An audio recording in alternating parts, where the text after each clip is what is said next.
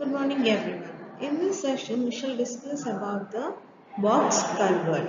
As we all know that a hydraulic structure is a structure that is submerged partially or completely in any body of water. So especially when there is a disruption in the natural flow of water, we use this hydraulic structures. So they can be used, these hydraulic structures can be used to divert, disrupt or completely stop the flow of water. So a hydraulic structure can be built in rivers, a sea or any body of water where there is need for the change in the natural flow of water. So culvert is a hydraulic structure that allows water to flow under a road, railroad, trail or similar obstruction from one side to the other side. Typically embedded so as to be surrounded by soil.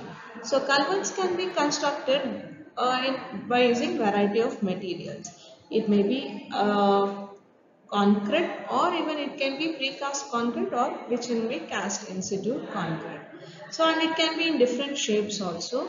We have come across slab culverts, then we have box culverts, we have pipe culverts depending upon the shape of the culvert. So a culvert may be a bridge-like structure designed to allow pedestrian traffic or vehicular traffic, or it may not allow any traffic to flow across it. So culverts come in many sizes and shape. It may be round, elliptical and box-like constructions.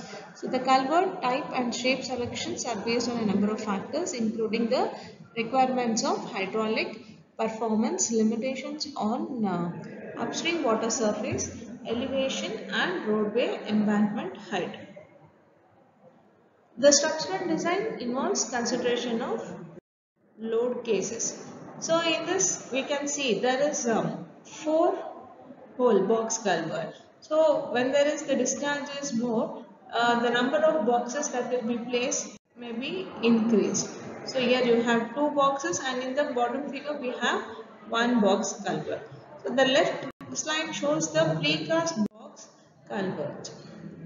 So the structural design involves consideration of load cases, that is when the box is empty and when the box is full and when there is surcharge loads, and the factors like live load, effective width, braking force, dispersal of load through the fill, impact factor, coefficient of earth pressure. All these parameters should be considered when the box culvert is designed.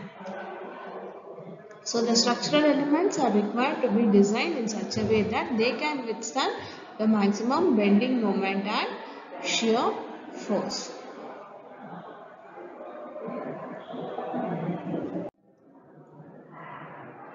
So in this slide you can see how exactly the stresses occur in the box culvert.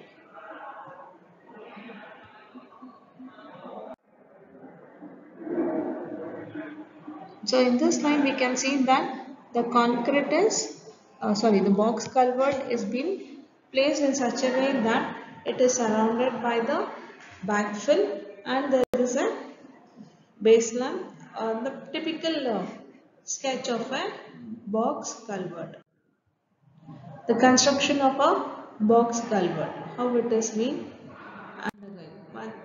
You can see both the cast in situ as well as the precast. This is a typical reinforcement detail of the box culvert.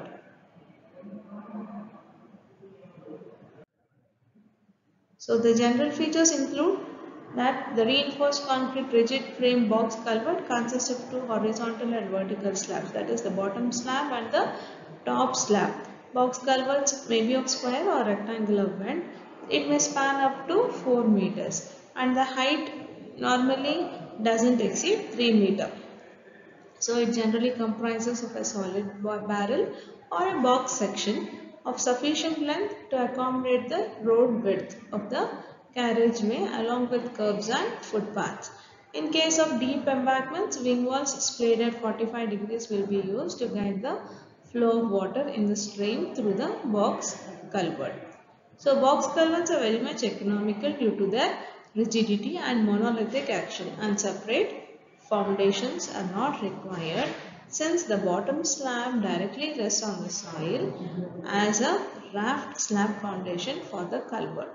So for small discharges, single-celled box culvert should be sufficient, and when the flow is large, multi-cell box culverts can be employed.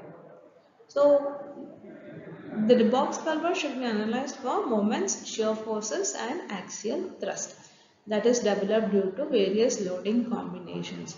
So the loading combinations may be the pointed load or the uniformly distributed load from the movement of traffic, or due to the thrust of the water on the inner surface, or due to the backfill pressure